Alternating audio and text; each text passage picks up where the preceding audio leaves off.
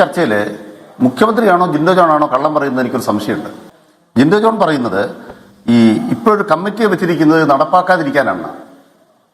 പക്ഷേ സതീശൻ പറയുന്നത് ഇന്നലെ പറഞ്ഞു കേട്ടത് അത് ഏത് സ്കൂളാണെന്ന് തിരഞ്ഞെടുക്കാനുള്ള അവകാശം സംസ്ഥാന സർക്കാരിന് കിട്ടണം, പിന്നെ സിലബസ് പാടില്ല. ഇത് രണ്ടോ പറയുന്നത്.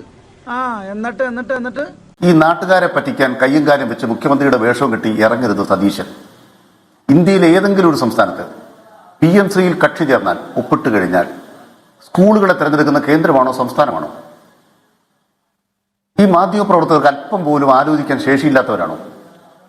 സതീശനെ കള്ളം പറഞ്ഞിട്ട് എത്ര മണിക്കൂറായിപ്പോ? അത്രയ്ക്ക് വേണോ സഖാവേ? ഒരു ഇന്ത്യയിലെ PMC നടപ്പാക്കിയ ഏതെങ്കിലും സ്ഥലത്ത് സ്കൂളുകളെ തിരഞ്ഞെടുക്കുന്നത് സംസ്ഥാനമാണോ കേന്ദ്രമാണോ?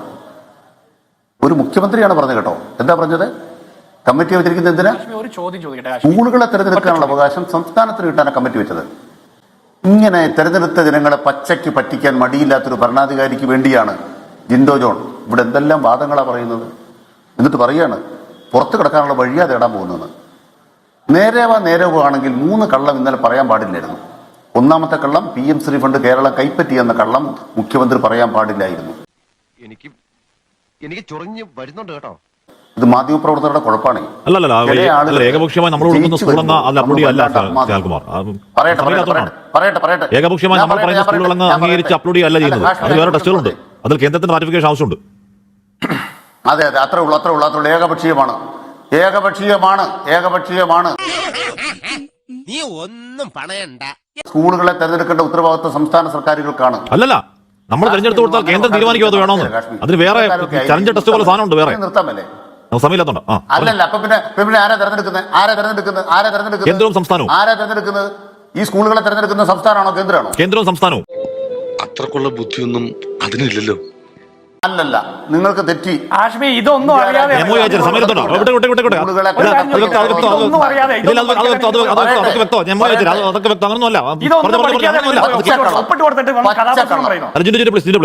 പച്ചക്കള്ളം. ഇനി അടുത്ത പറ. പച്ചക്കള്ളം നിങ്ങൾ പറയുന്നത് ഇതൊക്കെ അറിയാതെ ഇത് പഠിക്കാതെയാണ് പോയി ഒപ്പിട്ട് കൊടുത്തത്. ആൾക്ക് തീരെ വിദ്യാഭ്യാസം വിവരമൊന്നും ഇല്ലേ, വിഡ്ഢിത്തിരെ പറയുള്ളൂ തെണ്ടി.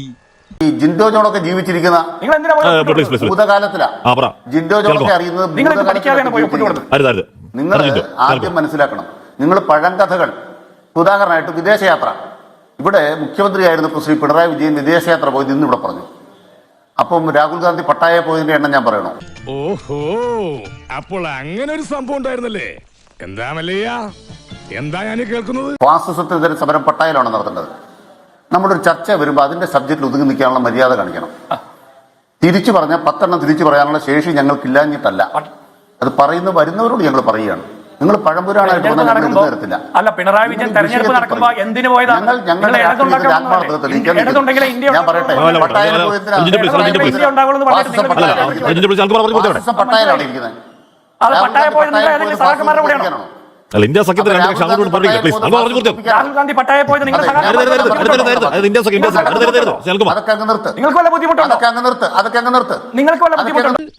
ഈ നാട്ടുകാരെ കൊണ്ട് ഞാൻ തോട്ടല്ലോ. ഇവരിത് എങ്ങനെ മനത്തറിഞ്ഞു? ഞാനിത് രഹസ്യമായിട്ട് വെച്ചിരുന്നതാണല്ലോ. ഇങ്ങനെയുള്ള ചർച്ച കുടുംബത്തെ കൂട്ടി ഒരു തെരഞ്ഞെടുപ്പ് നടക്കുമ്പോൾ സംഘപരിവാറിനെതിരെ പോരാട്ടം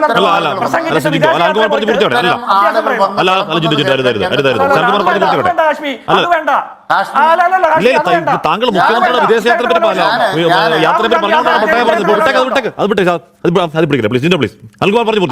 പട്ടായ പോയതിൽ ഇദ്ദേഹത്തിന് വല്ല വിഷമമുണ്ടോ? പട്ടായ നമ്മുടെ ചർച്ചാ വിഷയമല്ല. പട്ടായ പറഞ്ഞ ബാക്കി കേട്ടോ. ഇത്തരം കാര്യങ്ങൾ ഏത് ചർച്ചയിലും പട്ടായ വിടുന്നു. പട്ടായ ഇഷ്ടമുള്ള ആൾക്കാർ പോട്ടെന്ന്. പട്ടായ പിടിക്കല്ലേ ആൾക്കാർ പറഞ്ഞു കൊടുത്തേക്കും. പട്ടായ ഇഷ്ടമുള്ള ആൾക്കാർ പോട്ടെ. ഗംഭീര സ്ഥലമാ.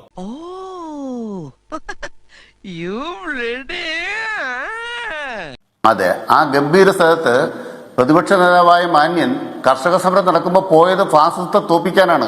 എന്നിട്ട് ഫാസിസം തോറ്റു മടങ്ങിയിട്ടാണ് പുള്ളിക്ക് തിരിച്ചു വന്നിരിക്കുന്നത്. ഇതൊക്കെ നാട്ടുകാർക്ക് അറിയാൻ വയ്യാത്ത കാര്യമാണോ? അതുകൊണ്ട് അധികം ഒന്നും ഇത്തരം പരിപാടിയായിട്ട് ഇറങ്ങരുത്. ആരെങ്കിലും എഴുതി തരുന്ന സാധനം വെച്ചിട്ട് കമ്പോസ് ചെയ്തിട്ട് ഞങ്ങളെ കടന്നാക്രമിക്കാൻ വരാൻ പാടില്ല. എന്തുവാണ് ഇതിന്റെ പ്രശ്നം? ഇനി മുന്നേ നിന്നെ പിടിച്ച് ഞാൻ ഇടിക്കും. അല്ല, ഞാൻ ചോദിക്കുന്നത് അനിൽകുമാർ, നിങ്ങൾക്ക് ഇത്ര ബുദ്ധിമുട്ടുണ്ടെങ്കിൽ സംഘപരിവാർ കാശ്മീരുടെ ബാധ്യതയാണ്. എന്റെ സമയത്ത് ഇടപെടാൻ സാധ്യമല്ല. സാധ്യമല്ല.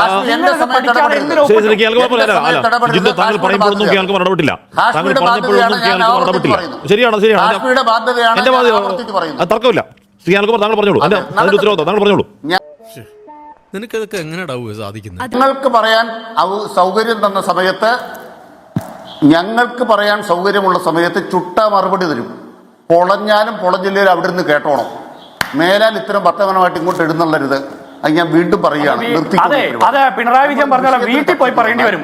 അവിടെ ഇരുന്ന് കേട്ടോണം എന്ന് പറഞ്ഞാൽ വീട്ടിൽ പോയി പറയേണ്ടി വരും. മറുപടി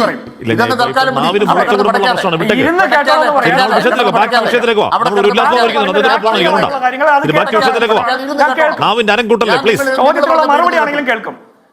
പറഞ്ഞപ്പോ ഇരുന്ന് കേട്ടു. മനസ്സിലായില്ലേ? അല്ല, ജിൻഡോ താങ്കൾ പറഞ്ഞപ്പോൾ അൽകുമാർ ഇടപെട്ടില്ല. അൽകുമാർ പറഞ്ഞപ്പോൾ പറഞ്ഞപ്പോ ഇരുന്ന് കേട്ടു. ഞങ്ങൾക്ക് വരാം. നിങ്ങൾ പറഞ്ഞപ്പോ ഇരുന്ന് കേട്ടു. നടന്ന് കേൾക്കോ? നിങ്ങൾ പറഞ്ഞപ്പോ ഇരുന്ന് കേട്ടു. അല്ല, പോയിന്റിലേക്ക് വരുന്നത് താങ്കളുടെ പാർട്ടി മര്യാദയ്ക്ക് ഇരുന്ന് കേട്ടോണം. അത് തന്നെ കേട്ടോണം. പോയിന്റ് അങ്ങോട്ട് ആദ്യം പറയണം. ആദ്യം ഇതന്നെ ക്ലിയർ ചെയ്തിട്ട് മതി. നമ്മൾ തുടങ്ങിയിട്ടേ ഉള്ളൂ. ഞങ്ങൾ പ്രതിപക്ഷത്താണ്. ഞങ്ങൾ തുടങ്ങിയിട്ടേ ഉള്ളൂ. തിരിച്ചങ്ങോട്ട് കിട്ടുമ്പോ പിടയ്ക്കരുത്. കൂടുതൽ വിളഞ്ഞോണ്ടല്ലോ. ഞാനാണ് വെറും വെറും വെറും ചെറ്റയാ. അതാദ്യം കണ്ടപ്പോഴേ മനസ്സിലായി. അതുകൊണ്ട് മേലാൽ വിഷയത്തിൽ ചർച്ചയ്ക്ക് വന്നാൽ വിഷയത്തിൽ സംസാരിക്കൂ. ഞാൻ വിഷയത്തിലാണ് സംസാരിച്ചത്. ഞങ്ങൾ 5-10 അധികാരത്തിരുന്നു. കേന്ദ്ര സർക്കാരുമായി കേസ് നടത്തി. രാജ്യത്തെത്ര കേസുകൾ? ഒരു ചോദ്യം ഞാൻ പറയാം. കേരള നിയമസഭ പാസാക്കിയ നിയമത്തിൽ ഒപ്പിടരുതെന്ന് വി.ഡി. സതീശൻ ഗവർണർക്ക് നിവേദനം കൊടുത്ത ആളാണ്. പിണറായി വിജയൻ ആ പണിക്ക് പോകത്തില്ല. എന്തോന്നാടോ ഇത്? എവിടെ നിന്ന് കിട്ടിയോടോ ഈ ഉണ്ടാക്കണേ? ഒരെണ്ണം കൊടുക്കട്ടെ സാറേ. ഇവരോട് ചോദിക്കുന്ന ഒരു കാര്യമുണ്ട്.